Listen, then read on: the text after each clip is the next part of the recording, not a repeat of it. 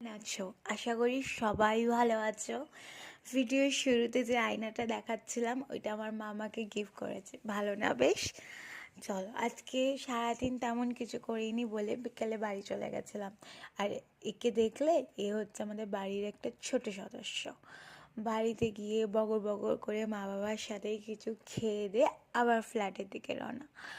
রাতে তেমন কিছু ছিল না বলে সাথে কিছু বেশি করে চিকেন নিয়ে গেছিলাম, যে আজকে চিকেন রান্না করে দেখাবো তোমাদের। আমি পারি না রান্না বান্নাটা, বাট ট্রাই করে দেখানো যাক না। তারপরে দেখলাম ফ্রিজে আর কী কী সবজি ফবজি আছে। রান্না বান্না করি না বলে তেমন কিছুই নেই আমার ফ্রিজে, মানে যা আছে মোটামুটি আলু ফালু বের করে নিলাম, পেঁয়াজ নিয়ে নিলাম, লঙ্কা নিয়ে নিলাম, আর মানে যা মশলাপাতি যা লাগে সব হাতের সামনে গুছিয়ে নিলাম। আর আসার সময় মেলা থেকে ওই ভিডিওটা নেওয়া হয়নি, মেলা থেকে আমি কিছু কটকটি কিনে এনেছিলাম, ওইটাই খেতে খেতে খেতে খেতে আলু পেঁয়াজ সবগুলো কেটে নিলাম।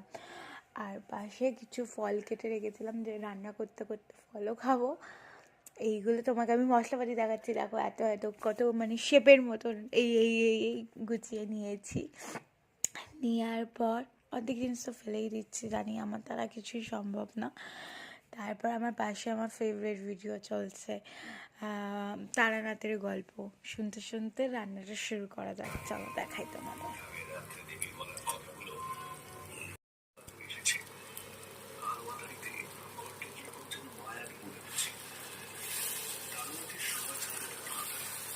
সাথে কথা বলতে বলতে আমার চিকেন রান্নাটা পুরো শেষ, তাই তাড়াতাড়ি নিয়ে ডিনার করতে বসে পড়লাম। যদি এত অবধি ভিডিওটা দেখে থাকো, পছন্দ হয়ে যায় লাইক করো। চলো, কাল দেখা হচ্ছে আবার।